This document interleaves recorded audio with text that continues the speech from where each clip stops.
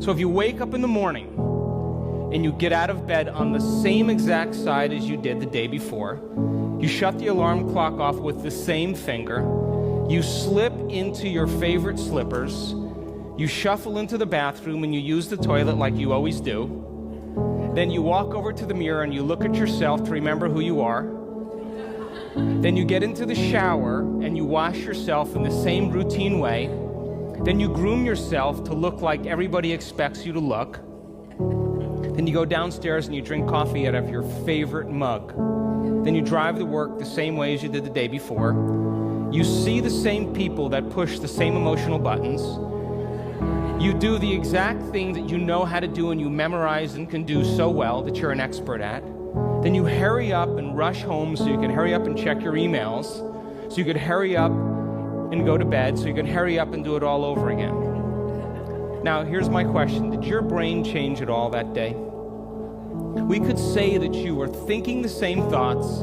performing the same actions, that create the same experiences, that produce the same emotions, but secretly expecting something to change in your life. Would you agree? So then, as the environment turns on different circuits in your brain, you begin to think equal to your environment. As you see the same people and go to the same places and do the same things at the same time, it's the external environment that's turning on different circuits in your brain, causing you to think equal to everything that you know. And as long as you think equal to everything that's familiar and known to you, what do you keep creating more of? Same life. Now, the quantum law is still applying to you. You're just thinking equal to everything that you know, and you keep creating more of the same. To change, to truly change, is to think greater than your environment. And every great person in history knew this. Whether it was William Wallace or Mahatma Gandhi or Martin Luther King or Queen Elizabeth I or Joan of Arc, they all had a vision. They all had an idea. Couldn't see it, couldn't smell it, couldn't taste it, couldn't feel it. But it was alive in their mind. It was so alive in their mind that they began to live as if that reality was actually happening now. So can you believe in a future that you can't see or experience with your senses yet, but you've thought about enough times in your mind that your brain is literally changed to look like the event has already happened? Neuroscience says it's absolutely possible. Now, your personality creates your personal reality. That's it. It's that simple. And your personality is made up of how you think, how you act, and how you feel. So the present personality who's sitting here today, you, has created the present personal reality called your life.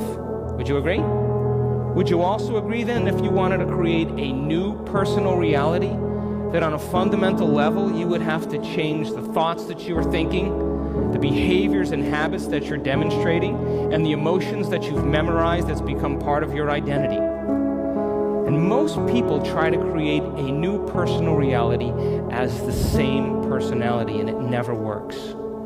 We have to become somebody else. So then, as you keep thinking the same thoughts, performing the same actions, and living by the same experiences that produce the same emotions, there's a principle in neuroscience that says nerve cells that fire together wire together. And if you keep repeating the same states of mind and body over and over again, your brain begins to fire in the same sequences, in the same patterns, and same combinations. And whenever you make your brain work in a certain way, that's called mind. Mind is the brain in action. So as you remind yourself every day who you think you are, you're causing your brain to fire in the exact same ways. And as they fire and wire in the same patterns over time, the brain moves into a very finite signature, and that's called your personality.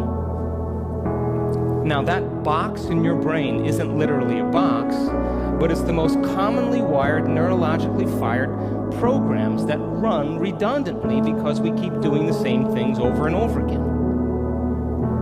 To change your mind, then, is to make the brain work in new sequences and new patterns and new combinations, to begin to make the brain work differently.